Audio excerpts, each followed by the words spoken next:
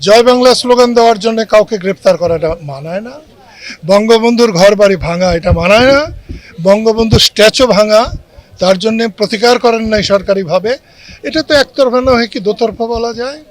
সরকার একতরফাভাবেই কাজ করে চলছেন এবং আমি একটু আগে বক্তব্যে বলেছি যে শেখ হাসিনাকে ধন্যবাদ, এই জন্য ধন্যবাদ যে তিনি আমাদের আগে অধ্যাপক ইউনূসকে চিনেছেন, আমরা অধ্যাপক ইউনূসকে চিনতে পারি নাই, আমরা অনেক পরে চিনলাম। আমি অধ্যাপক ইউনূসের জন্যে যথেষ্ট পরিশ্রম করেছি। যখন 2012 সালের দিকে তার গ্রামীণ ব্যাংক নিয়ে কথা উঠেছিল, তখন আমি যদি তার পাশে না দাঁড়াতাম, আমরা যদি না দাঁড়াতাম, তাহলে অনেক গ্রামীণ ব্যাংকের স্থাপনা থাকতো না এবং আমার মনে হয় পরবর্তীতে এই স্থাপনাগুলো থাকবে না।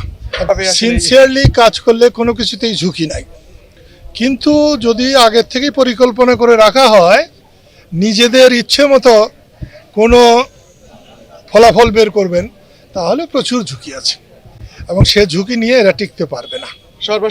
কথা বলার সময়ই বলেছি,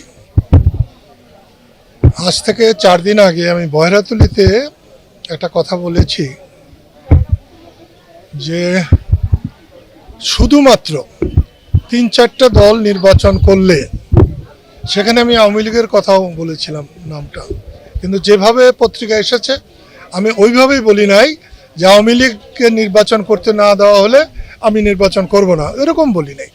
আমি বলেছি দেশের সংখ্যাগুরু ভোটার যদি ভোটে অংশগ্রহণ করতে না পারে, তাহলে সেই ভোটে আমরা যাব না।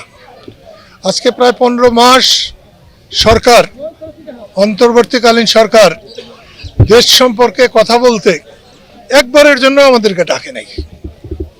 কালকে চিঠি পেলাম, একবার ভেবেছিলাম যে সরকারের ডাক এসেছে, এটা পরে চিঠি দেখলাম যে না, সরকার না, নির্বাচন কমিশন ডেকেছেন। সরকার ডাকলে যেতাম না, নির্বাচন কমিশন ডেকেছে, তাদেরকে এই কথাগুলো ওখানে গিয়ে বলে আসব।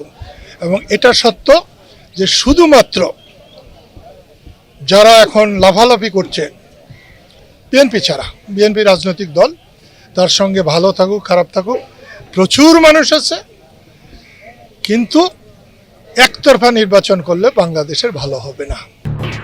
এলো খবরের কাগজ, নিখাত, নির্ভীক, নিরপেক্ষ।